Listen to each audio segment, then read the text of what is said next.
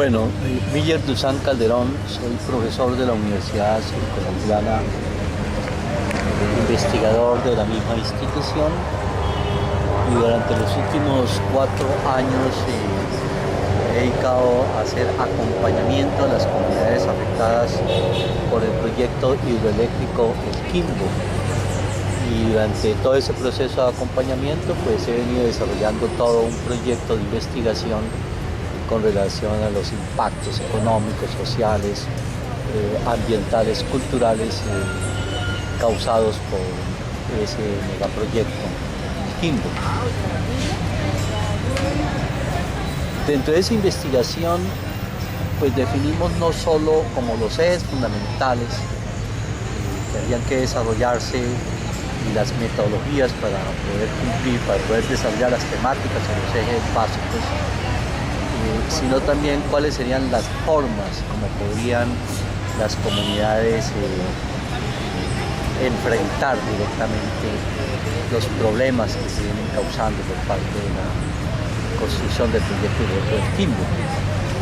Por eso, desde un principio, cuando se planteó la construcción del proyecto directo del Quimbo, hicimos presencia en la zona y hablamos con algunas de las comunidades que estaban enteradas de que se iba a desarrollar un proyecto, y a partir de ese primer diálogo con las comunidades entonces vimos la necesidad de comenzar a definir unas temáticas básicas.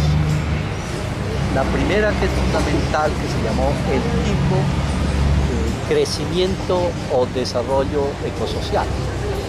Era un problema fundamental que tiene que ver con cuál de los modelos está implícito en el Quimbo, es decir, qué modelo es el que predomina, modelo de desarrollo predomina en este tipo de proyectos y cuáles serían los efectos de ese tipo de proyectos. Posteriormente viene todo el debate, digamos, era básico todo esto de la responsabilidad social empresarial, la autosostenibilidad, y por eso dedicamos otro gran tema, que tiene que ver con el Quimbo, asunto ético y político.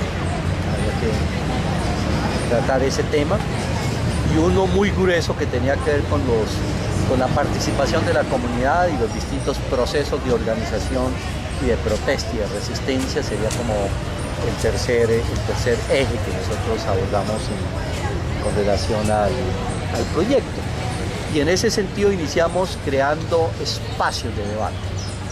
Entonces, un primer espacio para el primer tema fue una convocatoria amplia que se hizo en la Asamblea Departamental del Huila, donde convocamos a sectores académicos, a organizaciones ambientalistas, citamos a las comunidades, sectores políticos, la misma participación de la empresa, y allí desarrollamos el primer tema sobre los modelos de desarrollo implícitos en el proyecto del Quimbo.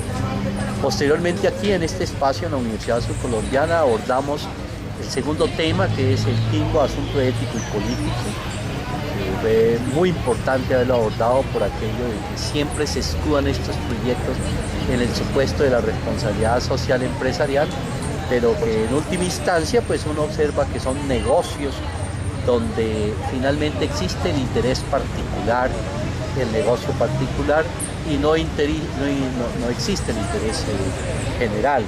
Pero igualmente también se podría abordar cómo los responsables de este tipo de proyectos y el licenciamiento del mismo no hacen una evaluación seria de lo que son los impactos que estos proyectos generarían, sino que asumen la decisión de licenciarlos teniendo exclusivamente en cuenta los intereses económicos, políticos, fundamentalmente de las transnacionales, pero también de los gremios económicos, de los representantes mismos del Estado, que hacen parte de todo este tipo de negocios. Pues ese es un punto que fue para nosotros clave en la discusión. Y lo otro, el tema de la participación. Esto es importante porque aquí en la Constitución Política siempre se habla de que es fundamental la participación de las comunidades, y en este caso de los afectados, en las decisiones que los afectan. Claro, el punto grave es que nunca se tuvo en cuenta eso, es decir, es un proyecto que se impone como lo dijo el presidente Uribe en términos del presidente, el Quimbo va porque va por encima de la Constitución, va por encima de la ley. No hay consulta directa a los afectados, sino que ya es una decisión tomada por el Estado en connivencia con las corporaciones transnacionales y se desarrolla por encima de la voluntad de las poblaciones afectadas. Por eso era un tema tan importante lo de la participación. Pero además mucho más grave, porque estos proyectos no se discuten en los mismos denominados espacios de representación democrática. Es decir, ningún proyecto, megaproyecto de este tipo, llámese de energía, de minería, es producto de un debate, por ejemplo, en el Congreso de la República.